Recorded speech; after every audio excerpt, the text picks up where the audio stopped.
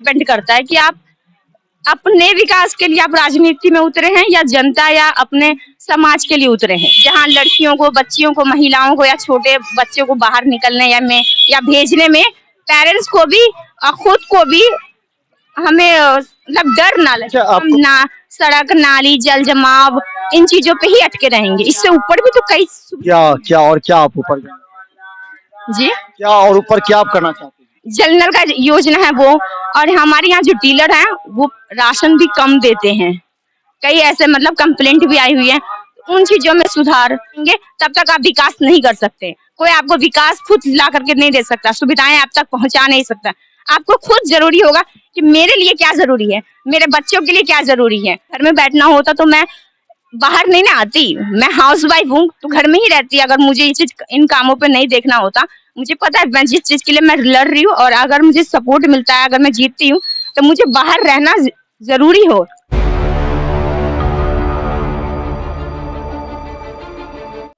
नमस्कार, मिथिला मंच न्यूज पे आपका स्वागत है। मैं मनोज। मेयर प्रत्याशियों के विचार, बयान और राजनीति रणनीति दिखाने के बाद अब आपका जिम्मेवारी ये है कि आपका वार्ड पार्षद कैसा हो। अब समझिए, तकनीक बात समझिए। आप पूरे निगम क्षेत्र का विकास चाहते हैं तो आपका पार्षद भी कर्मठ होना चाहिए, ईमानदार होना चाहिए, योग्य होना चाहिए, शिक्षित होना चाहिए। हम बार बार इस पर जोर डालते हैं।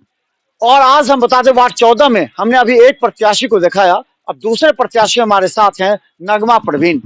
बोलने में तेज तर्रार हैं, शिक्षित हैं, लेकिन सवाल यह है कि इस वार्ड के विकास के प्रति वे कितने जागरूक हैं, क्या उनका सोच है। आपका स्वागत है। Thank you. मेरा नाम है नगमा परवीन। आपका शिक्षा क्या है, आपका क्या एजुकेशन? मेरी एजुकेशन कहाँ तक आप ये कहना चाह रहे हैं? मैंने 12th कर रखी है दिल्ली से, इतना ही है मेरा। इसलिए आप बोलने में सक्षम हैं। हाँ, आप पूछिए, आपको जो पूछना है। दिल्ली में और यहाँ में क्या अंतर लग रहा है?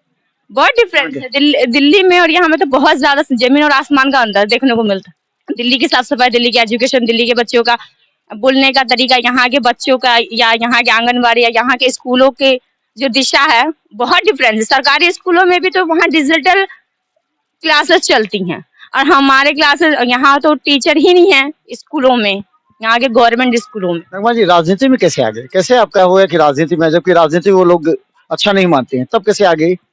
राजनीति देखिए, अच्छा खराब ये तो खुद के ऊपर मतलब सोच पे डिपेंड करता है कि आप अपने विकास के लिए आप राजनीति में उतरे हैं या जनता या अपने समाज के लिए उतरे हैं। मैं जिस माहौल में मैं रही हूँ और जिस माहौल में मैं अभी 7 सालों से रह रही हूँ, डिफरेंस है। सोचती हूँ कि अगर जनता मौका देती है तो उन बदलावों को थोड़ा सा क्या करेंगे आप, क्या करेंगे? साफ सफाई बहुत ज्यादा जरूरी है ताकि बीमारियों से बचा जा सके। महिलाओं के लिए सुरक्षित जगह, मतलब अगर वो सार्वजनिक स्थानों पे चल रही है, प्राइवेट प्लेसेस पे चल रही है, तो खुद को एकदम फ्री होके समझे कि हाँ, हम सुरक्षित जा रहे हैं।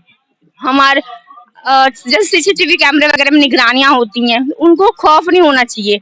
और स्ट्रीट लाइट, हमारे हर गली नुक्कड़ स्ट्रीट लाइट से जगमगाता हुआ रहे। कोई गली नुक्कड़, चौक चौराहा ऐसा ना रहे जहाँ अंधेरा रहे, जहाँ लड़कियों को, बच्चियों को, महिलाओं को या छोटे बच्चों को बाहर निकलने या भेजने में पेरेंट्स को भी और खुद को भी हमें मतलब डर ना लगे। आपने ये अनुभव किया गया कि वार्ड काफी पिछड़ा हुआ है, बहुत यहाँ पर गरीबी है, यहाँ पर अशिक्षा है, यहाँ पर जल नल की समस्या है, घर में पानी नहीं आता है। पार्षद, आप तो वोटर होंगे ना पहले 5 साल, एक वोटर के रूप में आप क्या समीक्षा करती हैं अपने वार्ड का? क्या पार्षद आपके पास आते थे, सुनते थे, आपके समस्या पर ध्यान देते थे? मैं इलेक्शन के टाइम में जब खड़ी हुई तब मुझे पता चल रहा है कि मेरे पार्षद कौन है। एक्चुअल में कभी पार्षदों से हमारी फेस टू फेस मीटिंग नहीं हुई, बात नहीं हुई, कभी भी नहीं।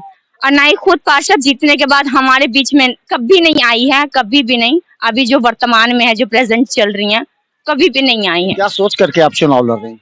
मैं तो ये सोच कर लड़ रही हूँ कि मैं चाहती हूँ कि मेरा जो समाज है ना, थोड़ा ऊंचे स्तर पे बढ़े।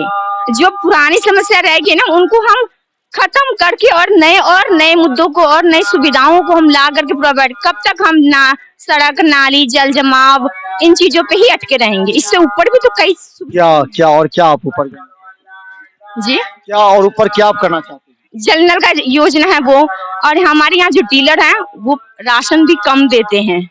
कई ऐसे मतलब कंप्लेंट भी आई हुई है।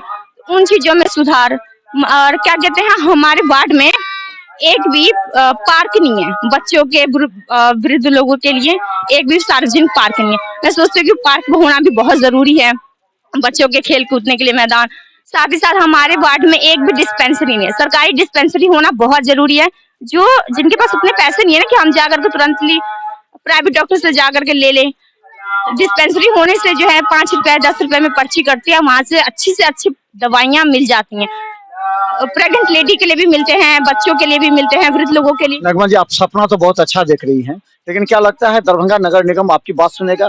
यहाँ दरभंगा नगर निगम ऐसा है, दौड़ते रहेगा, चप्पल खिंच जाएगा, लेकिन आपके यहाँ जो सफाई कर्मचारी है वो नहीं आएगा। जमादार आएगा, कभी नहीं आएगा। उस समय आप किससे लड़िएगा? नगर निगम आपकी बात नहीं सुनेगा, नगर आयुक्त आपकी बात नहीं सुनेगा, चूना का छिड़काव नहीं होगा, जल नल योजना में आप दौड़ते रहेगा। आप सपना जो देख रहे कि यहाँ को हम विकसित करें, कैसे कर पाएगा? किससे लड़िएगा? नगर, आप जो बोले कि दरभंगा नगर निगम एक्शन नहीं लेती है जल्दी इस बात पे, पहले एक्शन क्यों नहीं लेती थी? क्योंकि पहले जो मेयर या मेयर जो आती थी वो ना पैसों के दबाव पे आती थी। अब ऐसा नहीं, अब तो मेयर भी वाइस मेयर भी जनता खुद चुन रही है, तो उनका भी जवाबदेही जनता लेगी। हम चुन रहे हैं, हम वोटर है, तो हम आपसे सवाल कर सकते हैं, हमारा पूरा हक है। अगर मुझसे नहीं होता तो मैं अपनी जनता को साथ लेकर चलूंगी। पिछली बार आपने वोट दिया होगा, पूछा अपने पार्षद से कि आप क्यों नहीं आए हमारे क्षेत्र में? पूछा है, हाँ, मेरे आसपास के लोगों ने भी पूछा है, पर उनका कोई जवाब नहीं है। चलिए, अंतिम सवाल नगमा जी, आप जानती होंगी कि हमारा समाज वोट देते समय बढ़ जाता है, जाति में, धर्म में बढ़ जाता है। लोगों को समय सब कुछ खत्म हो जाता है। लोग समझते हैं हमारी जाति का, हमारे धर्म का, तो हम वोट को डिवाइड करते हैं। तो इस परिस्थिति में आप क्या करेंगे? आप समाज में हिंदू भी हैं, मुस्लिम भी हैं, सबकी एकता को लेकर के किस तरह आप सोची हैं, क्या संदेश देना? मैं लोगों को इतना ही कहूंगी, विकास जो है वो धर्म से ऊपर की चीज है। आप धर्म से ऊंचा ऊपर होकर के प्रिमिटिव थिंकिंग को ना आप बदलिए। जो हमारी जो पुरानी सोच है, धारणाएं हैं ना, प्रिमिटिव थिंकिंग को आप बदलिए, उसको छोड़िए और आगे बढ़िए। अगर आपको विकास चाहिए तो जाति, धर्म, लिंग, समुदाय, इन चीजों के ऊपर नहीं जाइए। जब तक आप इन चीजों में ही जकड़े रहेंगे तब तक आप विकास नहीं कर सकते। कोई आपको विकास खुद ला करके नहीं दे सकता, सुविधाएं आप तक पहुंचा नहीं सकता। आपको खुद जरूरी होगा कि मेरे लिए क्या जरूरी है, मेरे बच्चों के लिए क्या जरूरी है, मेरे बच्चों के भविष्य के लिए क्या जरूरी है। हमें इस पर ध्यान देना ना कि कौन मेरे जाति से है या कौन मेरे धर्म से है। ये सब फिजूलियत वाली चीजें हैं। ये हमेशा आपको आगे बढ़ने से, समाज को आगे बढ़ने से हमेशा रोकता है। अगर किसी जनता को 12 बजे रात में भी जरूरत पड़ेगी, थाने में, प्रखंड में, नगर निगम में, तो मदद करेंगे? इंशाल्लाह, क्यों नहीं। मैं जिस भी हालात में रहूंगी, मैं फेस करूंगी जनता को, जिस भी हालात में रहूं, चाहे जब भी रहूं। अगर जनता को आवेदन लिखना, योजनाओं के बारे में जानकारी देना होगा तो आप देंगी या फिर घर में बैठे रहेंगी? घर में कैसे बैठे रहेंगे? घर में बैठना होता तो मैं बाहर नहीं ना आती। मैं हाउस वाइफ हूँ तो घर में ही रहती। अगर मुझे ये चीज, इन कामों पे नहीं देखना होता, मुझे पता है मैं जिस चीज के लिए मैं लड़ रही हूँ और अगर मुझे सपोर्ट मिलता है, अगर मैं जीतती हूँ, तो मुझे बाहर रहना जरूरी हो समय समय पर। तो धन्यवाद। ये नगमा परवीन है और हम खुद आए हैं इंटरव्यू लेने के लिए। और आपको हम बता दें, अपने वार्ड का अगर विकास करना हो ना, जैसा उन्होंने कहा, धर्म से ऊपर जो उठेगा, जाति से ऊपर उठेगा, वह विकास करेगा। शिक्षित प्रत्याशी, बार बार याद कीजिए हमारा, हम पहले भी कहें, ऐसे प्रत्याशी को मत चुनिए जो अशिक्षित हो, क्योंकि सरकारी योजनाएं इतनी आती हैं नगर निगम में, लेकिन आप तक नहीं पहुंच पाती है। और आप पूछ भी नहीं पाते हैं क्योंकि आपको लगता है अगर पूछेंगे तो पार्षद नाराज हो जाएंगे। लेकिन 5 साल आपके बच्चे परेशान रहे, 5 साल वार्ड 14 की जनता परेशान रही। आप खुद घर से निकलते थे तो पूरे घुटने तक जल जमाव रहता था, सड़क नहीं है, जल नल का योजना का लाभ आप तक नहीं पहुंचा, लेकिन आपने पूछा नहीं और पार्षद झूठ बोलते रहे।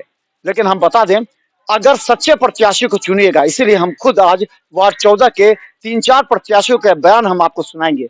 सोचिए, समझिए, दिल पर हाथ रखिए, उसके बाद निर्णय लीजिए, क्योंकि ये 5 साल आपका ही नहीं बल्कि आने वाली पीढ़ी पर भी निर्भर करता है कि आप क्या उनको दे रहे हैं।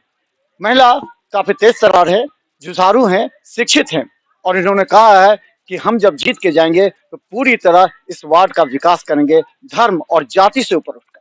देखते रहिए मिथिला मंच न्यूज। यूट्यूब में भी सब्सक्राइब कीजिए और JTPL सिटी केबल चैनल पर, क्योंकि हम रखेंगे आपको अपडेट। इसके बाद हम जनता ओपिनियन भी वार्ड 14 का दिखाएंगे। धन्यवाद।